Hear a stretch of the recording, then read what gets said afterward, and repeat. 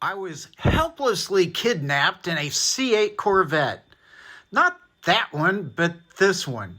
One of my neighbors, he had to get his front windshield tinted, so he took me far from home to Weatherford, Texas, to a cool tint shop with interesting customer cars such as this Ferrari.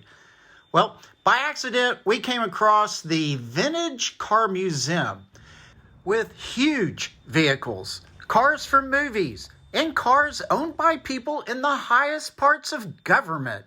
Let's ramble through this museum adventure. Welcome to Road Odyssey. Thank you for joining me. If you like the videos that I provide, please subscribe. And if you're on Rumble, please follow. Remember, I have my Facebook page. Join me there at any time. My C8 Corvette friend took me past Dallas and Fort Worth in his beautiful Vette to Weatherford, an old town west of Fort Worth off Highway 20. He needed his third front windshield tinted by one of the best companies in North Texas, the Tint Shop. The owner was very busy, but nice enough to talk to me briefly and let me take some pictures. He was working on a very, very nice GT, an LC500, and the Ferrari Superfast, or rather the 812 GTS. Ka-ching! Anyway, we dropped off his poor little Corvette, borrowed the car to go get some lunch and look around town. I quickly noticed an odd little corner gas station. Turned out to be the Vintage Car Museum. Let's walk inside and look around. We were greeted by a very nice gentleman. The lobby is small yet accommodating. A minuscule amount of memorabilia is all around to gaze at while waiting to enter the museum. Upon entry, the first vehicle you come across is the vintage 1934 Ford Phaeton fire truck. Looks to be in very good condition. The next room has this car, owned by President Lyndon Baines Johnson, a 1964 white Lincoln convertible with beige interior. This car was used on the ranch, often herding cattle and other such excitement, and a lot of his shutdown time at the end of the day. Because of this, he actually had a skid plate installed. I moved to the movie car from Pearl Harbor featuring Goodling Jr. This is a 1940 LaSalle Taxi. This car was the final year model and was bought by Mr. Bass, who frequents the museum. There's another LaSalle car being worked on at Hickman Creations. Very cool cars. Hope you go check out that video in the future.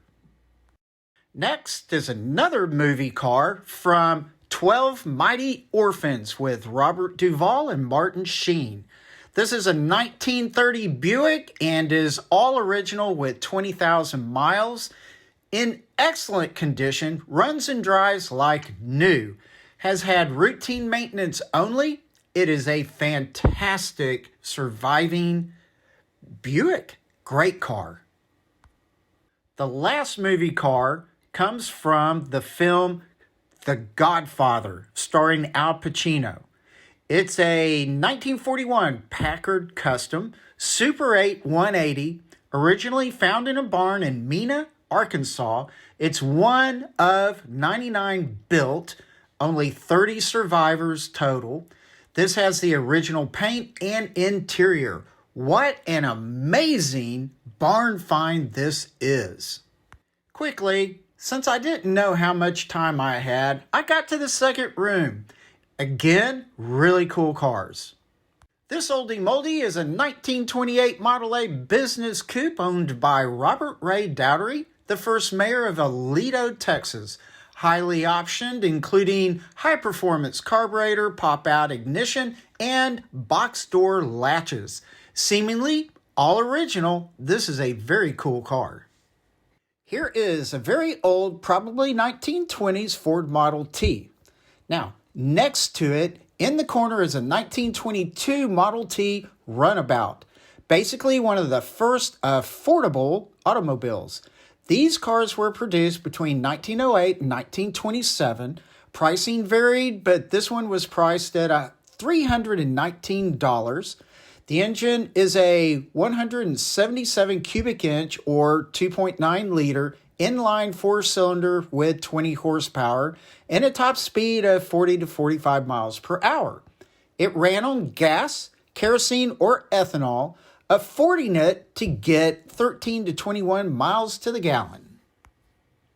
By the ramp as you enter this room is an interesting old truck. It's a 1919 Ford Model T truck, or Ford TT, that sped its freight down the road at a blazingly fast 15 miles per hour, but could actually move along at about 35 miles per hour. Lots of wood on this vehicle, including what appears to be a wooden frame. Wow. Now, a quick look at a couple of other handsome old trucks. Winding down in this room and moving into a third and final room, giving you an overview of more amazing cars. This giant red behemoth is a one of two Harley Earl designed Cadillac Skyviews. It has 4 very large glass windows on the roof, hence the name Skyview. It houses 4 rows of bench seats and sort of looks like a converted hearse or ambulance, and was licensed, well, as a bus. It was built exclusively for the Broadmoor Hotel in Colorado Springs and obviously used as a tour car. Tucked away in the corner is the amazing 1939 Alvis Speed 25 model English-made car.